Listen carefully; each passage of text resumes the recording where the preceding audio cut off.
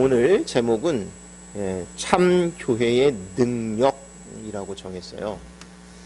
우리가 오늘 이 포도나무의 비유라고 하는 것은 예수님이 제자들에게 하시는 말씀이에요. 우리가 아는 대로 참 포도나무에 붙어 있으면 그러면 많은 열매를 맺는다. 제가 한 가지 질문을 던져볼게요. 오늘 이 포도나무는 누구라고 그러죠? 예수님. 농부는 하나님. 그죠? 네, 아버지 하나님이세요. 그리고 우리는 뭐라고요? 가지. 그러면 가지가 열매를 맺지 않으면 가지 책임이에요? 아니면 포도나무 책임이에요? 농부 책임이에요? 네? 제가 왜 이런 질문을 던지냐면 가지가 뭐 자기 멋대로 하나 포도나무에 붙어 있으면 포도나무가 좋은 영향력을 미치면 당연히 가지는 좋은 열매를 맺지. 그러니까 포도나무 책임 아닌가? 그래서 제가 그래도 우리 교회에서 좀 아시는 것 같아서 노건사님께 전화를 드렸어요. 그랬더니 노건사님, 나도 잘 모르겠어요. 나도 잘 모르겠다고. 그래서 그러면 왜 포도나무에 어떤 포도나무 한 나무에서도 어떤 건 맛있게 잘 열리고 어떤 거는 잘 안 되고 그러냐 그랬더니 전제는 잘 맛있는 포도나무는 하나만 먹어봐도 대부분 그 포도나무에서 열리는 건 맛이 있대요. 그래서 제가 다시 이제 물어봤어요. 근데 그 포도나무도 좀 크고 알이 굵고 그런 게 있고 그렇지 않은 게 있지 않냐고. 그랬더니 이렇게 얘기하시는 거예요. 그건 잘 관리를 못해서 그런 거라고. 그러면 하나님이 잘 관리 못하실까요? 우리 이름으로 표현하면 그러지 않잖아요. 도대체 그럼 왜 이 가지는 열매를 맺지 못할까요? 근데 어떤 목사님하고 제가 이거 가지고 말씀을 나누는데 그분이 자기 경험을 얘기하시더라고요. 경험을 얘기하는데 이분은 이렇게 나무 뭐를 키우는 걸 좋아하셔요. 그래서 하는데 나무가 잘 자라다가 진짜 한 가지 한쪽이 점점 죽더래요. 왜 죽지? 그러고 나름은 연구했는데 나중에 보니까 뿌리 쪽에 벌레 한 마리가 거기 끼어서 양분을 못 빨아들이더래요. 저희 어머니께도 여쭤봤어요. 이제 농사 조금 하시니까. 그랬더니 어머니가 나도 잘 모르신다고. 그런데 병충해가 들면 그러면서 이제 고추를 하시니까 탄저병이라고 했네. 탄저병이 들면 무조건 그 나무 자체를 뽑아버려야 된다고. 우리가 오늘 말씀을 잘못 이해하면 어떻게 생각하냐면 교회 안에 병든 성도가 있으면 이 사람 쫓아내야 될 것 같은 거예요. 그런데 중요한 게 있습니다. 누가 이것을 한다고 얘기하냐면 아버지가 하세요. 누가 제거한다고 그랬었어요? 아버지가 제거하시지 같은 가지인 우리가 하지 못합니다. 근데 사실은 나도 거룩하지 못하고 온전하지 못하는데 다른 누군가를 향해서 저거는 병들었어? 그런 것 때문에 오늘 본문이 있는 거예요. 왜 이 본문이 있고 주께서 오늘 우리에게 정말 당부하시는 게 뭔지 한번 보려고 합니다. 4절 5절입니다. 먼저 보겠습니다. 내 안에 거하라. 나도 너희 안에 거하리라. 가지가 포도나무에 붙어 있지 아니하면 스스로 열매를 맺을 수 없음같이 너희도 내 안에 있지 아니하면 그러하리라. 나는 포도나무요 너희는 가지라. 그가 내 안에 내가 그 안에 거하면 사람이 열매를 많이 맺나니 나를 떠나서는 너희가 아무것도 할 수 없음이라. 어떻게 하면 열매를 맺는다고요? 예수님이 우리에게 당부하시는 건 내 안에 거하라는 거예요. 그냥 다른 거 하지 말고 내 안에 있으라고 얘기하시는 거예요. 그러면 많은 열매를 맺는데요. 우리가 참 포도나무 되신 예수님, 원래 이거를 신학자들은 뭘 가지고 얘기하냐면 원래 포도나무라고 하는 거는 성경의 많은 부분에서 나와요. 뭐라고 나오냐면 이스라엘을 포도나무라고 표현을 해요. 그래서 애굽에 종되었던 이 포도나무를 옮겨다가 가나안 땅에 심어서 풍성하고 참 포도나무 열매를 맺으라고 했더니 그랬어요? 이방 우상을 섬기고 해서 진짜 포도나무가 아니었어요, 이게. 그래서 그것을 대체하는 예수님이 이 땅에 오신 거, 틀리진 않죠. 그래서 참 포도나무다. 그런데 오늘 우리가 말씀을 보려고 하는 거는 나는 우리에게 하나님이 성도로서 교회가 어떤 모습이 되어야 하는 것을 원하시고 당부하실까 하는 거예요.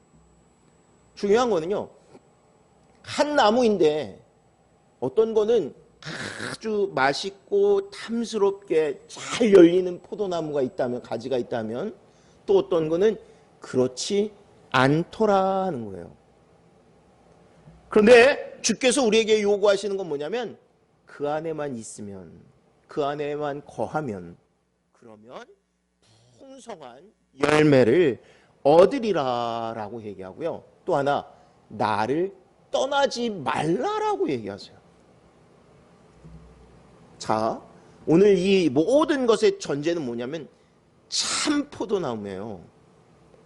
우리 기름도 참기름 하잖아요. 그냥 기름 하면 되지 왜 또 참기름, 들기름. 예. 우리 교회 중에도 이름이 순복음. 예. 어딘 복음 아닌가요? 자기들은 순복음 이래요. 예. 그 교회를 이제 탓하는 게 아니라 오늘 성경은 참 포도나무라고 얘기하는 거예요. 다시 말하면 하나님이 요구하시는 성도는 참 성도가 되기를 원하세요. 근데 우리는 신앙생활을 대충 얼렁뚱땅, 그래도 안 믿는 것보다는 낫고, 그래도 출석하지 않는 것보다는 내가 낫지 않나.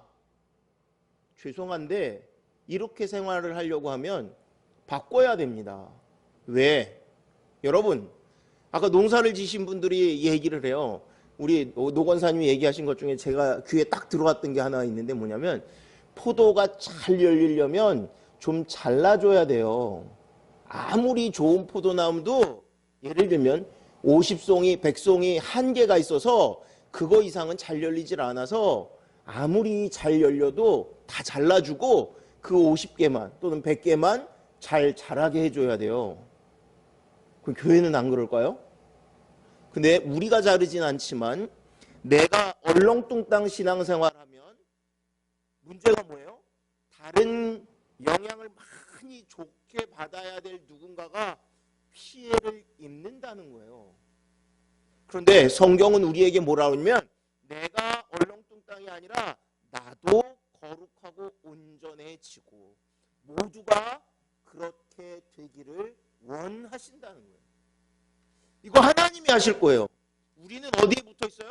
참 포도나무 대신 예수님께 붙어 있고요. 우리를 가꾸시고 하시는 분은 누구세요? 하나님이에요. 성부 아버지께서 하세요. 그리고 우리는 맛있고 좋은 포도를 열릴 수밖에 없는 그런 조건을 가지고 있어요. 근데 뭐가 문제냐면 우리 안에 문제가 있다라는 거예요. 넘겨보겠습니다. 9절입니다. 아버지께서 나를 사랑하신 것 같이 나도 너희를 사랑하였으니 나의 사랑 안에 거하라. 내가 아버지의 계명을 지켜 그의 사랑 안에 거하는 것 같이 너희도 내 계명을 지키면 내 사랑 아래 거하리라. 아까 뭐라 하면 주 안에 있으면 된다고 그랬어요. 근데 구체적으로 뭐라 하면 그 안에 있다라는 게 뭐냐면 사랑 안에 있으면이라고 얘기하는 거예요. 우리가 신앙이 문제가 되고 삶이 문제가 되는 이유가 뭐냐면 내가 하나님의 사랑 가운데 있지 않아서 그래요. 이 사랑이 우리 안에서 넘치면 하지 말라고 해도 사랑의 행동을 하게 되고 내가 예수님을 닮지 말라고 해도 예수님의 성품과 예수님의 모습을 드러내게 되는데 문제는 그 사랑 안에 있지 않아서 그래요. 한마디로 우리 그런 얘기 하잖아요. 사랑받고 자라지 않은 아이가, 사람이 누군가를 사랑하는 거 참 어렵다고. 거꾸로 사랑 가운데서 자라난 사람은, 사랑을 많이 받은 사람은 사랑할 줄 안다고. 그런데 그 사랑이, 하나님은 무슨 사랑, 어떤 것, 예수 안에 아버지께서 우리에게 주시는 그 사랑 가운데 거하라는 거예요. 그래서 교회는 어떤 모습이 되어야 하냐면 사랑의 공동체가 돼야 돼요. 이제 계속 얘기하겠지만 교회의 능력은 뭐가 있는 게 교회의 능력이냐면 이 세상에서 경험하지 못한 사랑이 나타나는 공동체가 되는 것이 교회의 모습이고, 이것이 사단 마귀가 틈을 타지 못하고 또한 사단이 가장 싫어하는 거예요. 거꾸로 어떤 교회가 문제예요? 사랑이 없는 거예요. 교회는 사랑의 공동체가 되어야 돼요. 어떤 사랑이냐? 뭐 알겠지만 이제 넘어가 보겠습니다. 자, 2절 3절 다시 보는데요. 무릇 내게 붙어 있어 열매를 맺지 아니하는 가지는 아버지께서 그것을 제거해 버리시고, 무릇 열매를 맺는 가지는 더 열매를 맺게 하려 하여 그것을 깨끗하게 하시느니라. 너희는 내가 일러준 말로 이미 깨끗하여졌으니. 아까 뭐라고 그랬어요? 모든 나무가 좋은 열매를 맺지 않고 가지마다 어떤 가지는 그렇지 않대요. 그래서 성경에는 뭐냐면 열매를 맺지 않는 가지는 잘라버리고 좋은 열매를 맺는 가지는 어떻게 해요? 깨끗하게 한대요. 근데 예수님이 뭐라고 하냐면 너희는 이미 내가 일러준 말로 깨끗해졌대요. 자, 이 말씀을 가지고 잘라버린다. 아까 전제가 뭐라고요? 우리가 하는 게 아니라고요. 그래서 남을 정죄하거나 내가 제거하려고 해서는 안 돼요. 제가 부대에 있을 때, 군대에 있을 때 운전병이었어요. 운전병.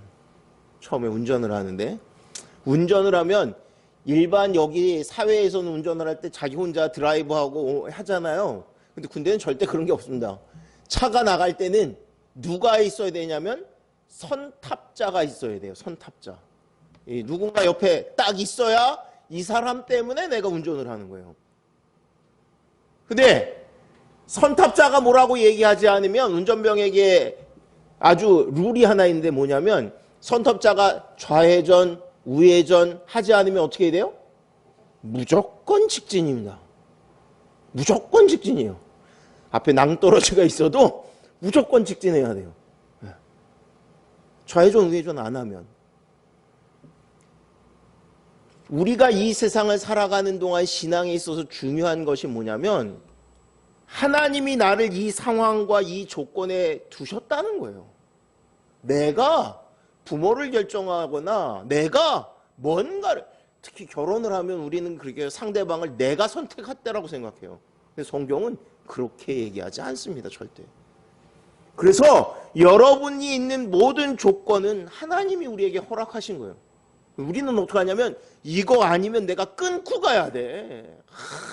뭐 성경에도 보니까 가차없이 치지 않아? 성경을 잘못 읽는 거예요. 성경 그렇게 말씀하시지 않아요. 하나님이 다듬으세요. 때로는요, 교회 안에 어떤 성도를 하나님이 거룩하게 만들기 위해서 마치 이렇게 뭐라 그래요? 전지 작업하는 것처럼 그렇게 하시면 그 성도가 어떨까요? 힘들겠죠. 눈물 나겠죠. 고통 가운데 있겠죠. 그러면 다른 가지는 뭐 해야 될까요? 기도해야겠죠. 사실은 같이 아파해야겠죠. 힘내라고 해야겠죠. 괜찮아. 야, 농부가 너한테 풍성한 열매를 맺게 하시기 위해서 그러시는 거야. 몰라? 경험해봤잖아. 아마 이렇게 만약에 가지가 말을 할 수 있고 생각을 할 수 있다면. 근데 우리는 성경의 말씀을 통해서 우리가 깨달아요. 그리고 그 모든 것이 우리가 하나님께 붙어 있음에 대하여 이야기합니다. 그러면 우리는 하나님이 아름다운 열매를 맺게 하실 거예요. 내가 보기에는 이 사람은 좀 아닌 것 같고 이 사람, 그런 거 없습니다. 하나님은 모두가 아름답고 거룩한 열매를 맺게 하시기를 원하세요. 자, 넘겨보겠습니다. 함께 공부합니다. 사람이 친구를 위하여 자기 목숨을 버리면 이보다 더 큰 사랑이 없나니 내가 좀 떨어 있는 본문인데요. 하나는 13절이고 하나는 17절인데 이제 제가 붙여놓은 거예요. 내가 이것을 너희에게 명함은 너희로 서로 사랑하게 하려 함이라. 하나님이 우리에게 명령하시는 건 뭐냐면 사랑하라는 거예요. 첫째는 뭐였어요? 주 사랑 가운데 거하라는 거였고요. 그 다음에 우리에게 명하는 건 너희는 서로 사랑하라는 거예요. 이 세상의 친구 중에 어떤 친구가 최고의 친구냐면 누군가를 위해서 죽을 수 있는 친구, 목숨을 내놓을 수 있는 친구. 그 예수님이 우리에게 뭐라 하면 내가 너희를 더 이상 종이라 하지 않고 친구라 한다라고 그리고 또 그 예수님이 어떻게 해요? 나를 위해서 죽으셨어요. 근데 오늘 우리에게 요구하시는 사랑은 뭐냐면 내가 옆에 있는 누군가, 성도 또는 가족을 위해서 죽을 수 있는 뭐 때문에? 사랑해서. 하나님이 우리를 어떻게 사랑하라 그러면 그렇게 사랑하라 그래요. 이런 사랑을 하는 교회가 되면 세상이 감당할 수 없는 교회고요. 이 교회가 은혜와 능력이 나타나는 교회가 되는 거예요. 하나님이 우리에게 당부하시는 건 뭐냐면 이러한 사랑이 있는 모습이 되기를 원하세요. 우리가 이걸 어떻게 해? 그런데 우리가 혼자 하지 않습니다. 넘겨보죠. 18절과 19절입니다. 세상이 너희를 미워하면 너희보다 먼저 나를 미워한 줄을 알라. 너희가 세상에 속하였으면 세상이 자기의 것을 사랑할 것이나 너희는 세상에 속한 자가 아니요 도리어 내가 너희를 세상에서 택하였기 때문에 세상이 너희를 미워하느니라. 우리가 복음 안에 거하고 주의 말씀대로 살려고 하면 세상이 미워한대요. 거꾸로 세상 사람들이 나를 너무 좋아요. 그러면 오늘 본문의 표현대로 하면 뭔가 잘못되고 있는 거예요. 아니 복음을 증거하면 당연히 사랑받아야 되지 않나? 우리가 사랑하면 당연히 좋아야 되지 않나? 그런 거 같지 않아요? 아니 우리가 욕먹으면 뭐가 좋아요? 그럼 요즘 코로나 때문에 또는 그 전부터 우리 대한민국에 안티 기독교인들이 왜 이렇게 많고 교회가 욕을 먹는데 이게 바람직한 거가 아니면 또는 우리가 세상에 속하지 않았기 때문에 욕먹는 그건 아닌 것 같아요. 요즘 우리가 욕먹는 건. 왜 우리가 세상 사람들에게 욕먹냐면 거룩하고 정직하고 온전하게 살려고 하면 그래요. 한번 예를 들어보죠. 어떤 예를 들어볼까요? 누군가 나쁜 짓을 해서 돈을 벌었어요. 근데 마음에는 찔려요. 이거 잘못된 것 같아. 근데 어느 누구도 말을 하지 않아요. 뿐만 아니라 많은 수입을 벌었어요. 이 사람이 이거에 대한 죄책감을 느낄까요? 처음에는 느껴요. 근데 나중에는 안 느껴요. 나중에는 어떻게 될까요? 당연한 걸로 받아들여요. 아무 문제가 없어요. 그러다가 누군가가 얘기합니다. 당신 그렇게 살면 안 돼.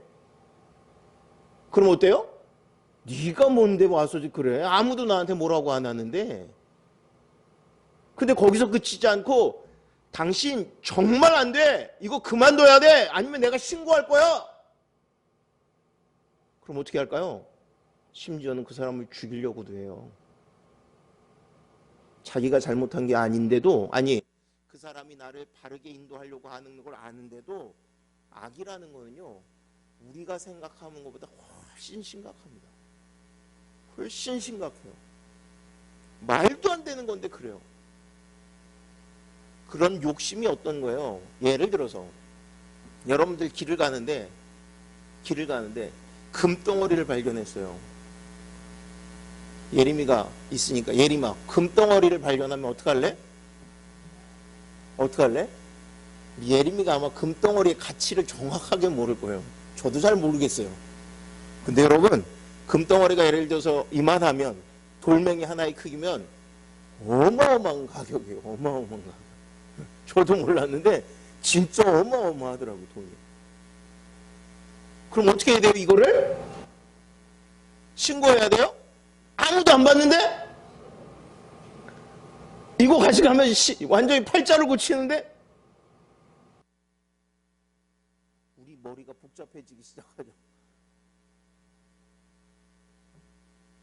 악이라는 건 어떠냐면 우리를 거룩하고 온전하게 하는 것이 아니라 우리를 악한 걸로, 욕심이라는 걸로, 심지어 그걸 내가 먼저 주웠다고 해서 먼저, 여러분 TV나 그런 거 보면 그럴 수 있다고 그러잖아요. 누가 둘이 가다가 한 사람이 먼저 주웠으면 내가 먼저 봤니? 네 거니 내 거니? 싸우잖아요. 지 것들도 아닌데. 그리고 실제로 죽이기도 하고. 여러분들이 에이, 그 금액이 커지면 커질수록 욕심은 더 커지고요. 뭐라 그러면 그럴 수도 있어? 라고 생각한다. 그런데 예수 그리스도의 복음이 들어오면 뭐에 대해서 문제가 되냐면 우리 안에 죄가 드러나기 시작한다는 거예요. 여러분, 왜 예수의 복음이 강력하냐면 우리 안에 있는 이 속에 있는 더럽고 추한 것들이 가득하로 드러나기 때문에 그래요. 예수님이 정말 필요하고 예수님이 나를 너무 사랑하신다는 걸 언제 깨달아요? 나는 죽을 수밖에 없는 죄인이구나. 이걸 깨달을 때 비로소 예수님 앞에 무릎 꿇는 거예요. 그런데 그 사랑이 깨달아지려면 그 사람에게 무슨 일이 있어요? 내가 이렇게 살 수 없는 자이구나 하는 거예요. 내가 죄 가운데 떨어졌구나. 내가 하나님의 심판 앞에 놓였구나. 그래서 세상이 여러분들을 사랑하지 않는 거예요. 우리가 거룩하고 정직하고 온전하게 살라고 얘기하고 복음의 능력을 선포하는데 사람들이 싫어하는 이유가 아니 그냥 그렇게 살아도 아무 문제가 없을 거라고 착각하는 거예요. 근데 우리가 도저히 그것을 용납할 수 없는 게 그렇게 살면 하나님의 심판 가운데 있어. 여러분, 예수님이 죽지 않으면 안 되실 정도로 우리가 심각한 죄를 가지고 있는 거예요. 우리를 그렇게 크게 사랑하신 것도 있지만 우리의 죄의 문제가 예수님이 죽지 않고는 해결되지 않는다는 거예요. 그런데 이 은혜와 능력들이 어디서 나타나는 거예요? 교회에서 나타나는 거예요. 그런데 이 교회가 어떤 모습이 될 때 이것이 드러나냐면 사랑하는 자들이 될 때 드러나는 거예요. 예수님이 나를 사랑하셔서 어떻게 하셔요? 아무 이유 조건도 없이 십자가에 죽으시기까지 사랑하시기 때문에 내가 깨진 것처럼 교회 안에서 능력이 나타날 때는 어떻게 되냐면 그 사랑으로 우리가 할 때, 그래서 우리에게 요구하시는 건 뭐예요? 너희가 이 사랑 가운데 거하라는 거예요. 거하라는 거예요. 내가 끊임없이 너에게 채워줄 테니까, 은혜를 베풀어주고 사랑을 베풀어줄 테니까 그 사랑 가운데 거하면 그러면 너희가 서로 사랑하는 자들이 될 거야. 그리고 그 사랑 때문에 풍성한 열매를 맺힌다라고 얘기하는 거예요. 열매가 도대체 뭐예요? 여러분, 교회에서 맺히는 열매는 뭐예요? 이 포도나무가 맺히는 열매는 두 가지를 보통 얘기해요. 하나는 전도의 열매를 얘기해요. 전도. 이게 맞냐 아니냐. 또 하나의 열매는 우리 얘기하는 성령의 9가지 열매를 말해요. 뭐뭐 있어요? 성령의 열매가 사랑, 희락, 화평, 오래 참음, 자비, 양성, 충성, 온유, 절제. 아무튼 그러면 뭐가 맞아요? 이 성령의 열매를 맺히는 게 맞아요? 아니면 전도의 새 생명의 열매를 맺히는 게 맞아요? 둘 다 똑같습니다. 하나님의 성령이 들어가면 생명을 너무 소중하게 여기고 그래서 그에게 복음을 증거할 수밖에 없는 거고요. 또 하나님의 성령이 들어오면 우리의 성품이 변화될 수밖에 없는 거고요. 또 우리가 전도를 할 때 이 하나님의 성품으로 변화되지 않고는 전도할 수가 없어요. 성품이 변화됐는데 전도가 안 된다? 그럴 수가 없어요. 이 모습이 나타나면 믿지 말라고 그래도 믿게 되는 거고요. 우리 안에 그 열매가 맺혀지는 모습이 나오는 거예요. 그런데 모든 전제가 뭐라고요? 주 안에 거하면, 주님 안에 거하면, 주의 사랑 가운데 거하면, 주의 말씀, 주의 계명, 다른 게 아니라 그 말씀 계명이 뭐냐면 주의 사랑이에요. 주의 사랑 가운데 거하면 이러한 풍성한 열매도 맺고 너희다가 그런 능력이 나타난다라고 얘기하시는 거예요. 다시 넘겨보겠습니다. 22절. 내가 와서 그들에게 말하지 아니하였더라면 죄가 없었으려니와 지금은 그 죄를 핑계할 수 없느니라. 예수님이 이 땅에 오셔서 드러난 제일 큰 모습 중에 하나는 뭐냐면 사람들의 죄가 그대로 드러났다는 거예요. 이게 무슨 말이에요? 아까 얘기한 대로 예수님이 죽지 아니하고는 우리의 죄가 해결되지 않는다는 걸 보여주셨어요. 다시 말하면 대충 살아서 구원받을 수는 절대 없어요. 대충 있을 수 없어요. 하나님은 우리가 풍성한 열매를 맺게 그렇게 하시리라 라고 말씀하시고 그냥 내 안에 있어. 그러면 이 영향력이 너에게 그대로 흘러가. 이 사랑의 능력이 너에게 넘쳐나. 그러면 너가 풍성한 열매를 맺어. 여러분, 그런데 세상 사람들은 어떠냐면 아유, 내 이 죄만 안 드러나면 괜찮을 것 같아. 안 드러날 수가 없다고요. 안 드러날 수가 없어요. 근데 세상 사람들은요, 요거만 지나가면 될 것 같은 착각을 해요. 잠깐만, 그러니까 자기가 잘못한 걸 생각하지 않고 누군가 내 죄를 고발하면 그 사람이 죽일 놈이 되는 거예요. 그 사람이 나쁜 사람이 되는 거예요. 내가 잘못한 게 문제가 아니라.